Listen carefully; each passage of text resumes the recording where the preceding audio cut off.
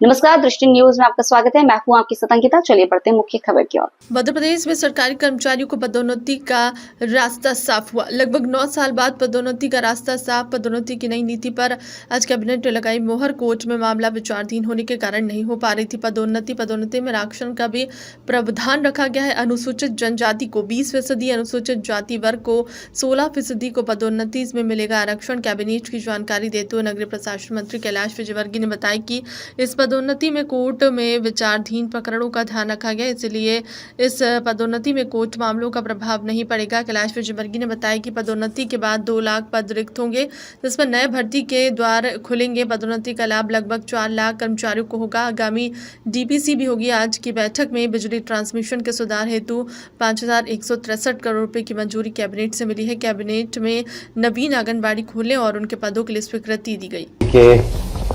नेतृत्व में जो कैबिनेट की महत्वपूर्ण बैठक हुई है, उसमें कर्मचारियों के लिए एक बहुत बड़ा निर्णय लिया है। आप सभी जानते हैं कि बहुत सारे कारणों से, मैं कारणों को नहीं गिनाऊंगा, आप सबको मालूम है, उच्चतम न्यायालय, उच्च न्यायालय, उसके कारण प्रमोशन में पिछले 9 वर्षों से काफ़ी बाधा आ रही थी। इस बार हमने एक रास्ता निकाला है जिससे कि हमारे कर्मचारियों के प्रमोशन हो, और जब प्रमोशन होंगे तो निश्चित रूप से नीचे के स्थान रिक्त भी होंगे, तो फिर हम लोगों को भर्ती भी देख कर पाएंगे। तो इसलिए एक नई भर्ती के दरवाजे भी खुलेंगे। तो एक बहुत बड़ा महत्वपूर्ण निर्णय लिया है 9 वर्षों बाद। आरक्षित वर्गों का प्रतिनिधित्व भी हमने सुनिश्चित किया है और उनके हितों का भी पूरा ध्यान रखा है हमने। कहीं पर भी जो आरक्षित वर्ग है उनके परसेंटेज को पूरा ध्यान में रखते हुए हमने परसेंटेज, जैसे कि अनुसूचित जनजाति के लिए 20% और अनुसूचित जाति के लिए 16% आरक्षण का प्रावधान है, वो भी इस प्रमोशन में हमने पूरी तरीके से ध्यान रखा है।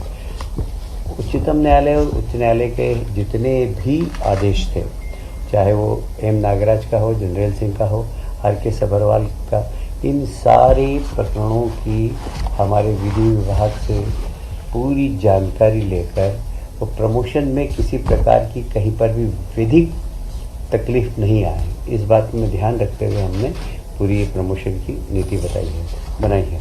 अनुसूचित जाति और अनुसूचित जनजाति के लोक सेवकों को भी मेरिट के आधार पर पदोन्नति प्राप्त करने का अवसर दिया गया है।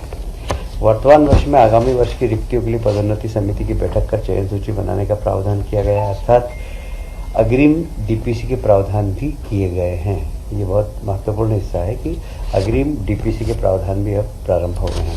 पदोन्नति के सूत्र में वरिष्ठता का पर्याप्त ध्यान रखा गया है। वरिष्ठ लोक सेवकों में से मेरिट के अनुसार न्यूनतम अंक लाने वाले लोक सेवक पदोन्नति हेतु पात्र होंगे। प्रथम श्रेणी के लोक सेवकों के लिए मेरिट कम सीनियरिटी के प्रावधान किया गया है।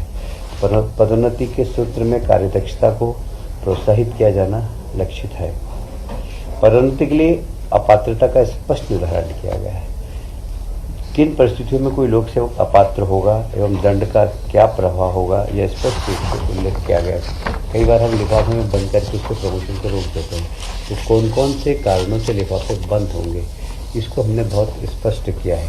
किसी भी विभागीय पदोन्नति समिति के संदर्भ में निर्णय के पुनर्विलोकन हेतु एक रिव्यू डीपीसी की बैठक आयोजित किए जाने के लिए स्पष्ट प्रावधान किए गए हैं। नवीन पदोन्नति नियमों में परिभ्रमण की व्यवस्था समाप्त की गई है, जिससे पदोन्नति हेतु अधिक से अधिक लोग लाभान्वित हो सकेंगे। पदोन्नति समिति को शासकीय सेवक की उपयुक्तता निर्धारण करने का अधिकार दिया गया है। चतुर्थ श्रेणी के लिए अंक व्यवस्था नहीं होगी, केवल पदोन्नति के लिए उपयुक्त होने पर पदोन्नति प्राप्त की जा सकेगी।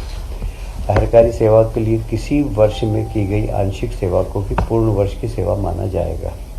यदि वर्ष में एक भाग की सेवा भी की गई तो उसे पूर्ण वर्ष की सेवा माना जाएगा।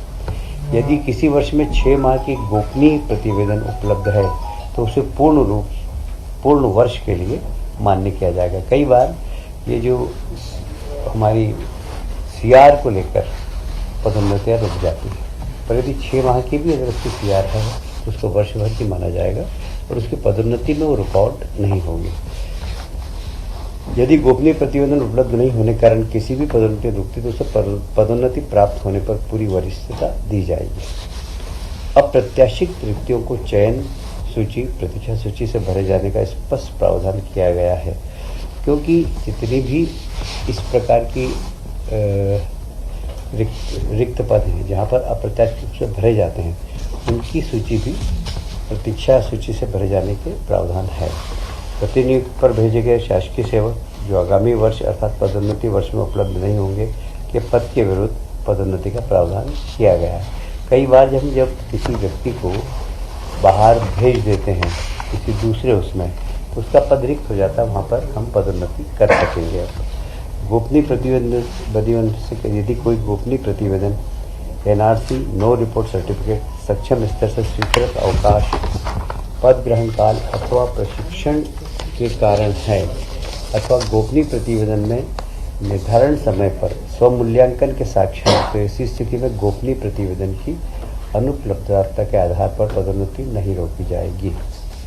विभागीय पदोन्नति समिति के बैठक से पूर्व केवल कारण बताओ सूचना पत्र के आधार पर बंद लिफाफे की कार्रवाई नहीं की जाएगी। ये एक बहुत महत्वपूर्ण विषय है, क्योंकि आपने भी देखा होगा कि लोगों के जरा से कारण बताओ नोटिस पर लिफाफा मिल जाता है, तो उसकी पदोन्नति फिर होती ही नहीं है। और वो लिफाफा 4 साल 5 साल 6 साल, अभी तो मेरे पास ऐसे केस आए कि वो रिटायर हुए, उसको 3 साल हो गए, उसके बाद उसका लिफाफा गिला, तो रिटायरमेंट के बाद उसको पदोन्नति दी गई। ये सब जितनी भी इस प्रकार के प्रावधान थे उसको ठीक किया गया है। कुल मिलाकर पदोन्नति के पद जिस दिन उपलब्ध हो उसी दिन उपयुक्त योग्य आरक्षित पदों के प्रतिनिधित्व को ध्यान में रखकर भरे जा सकेंगे।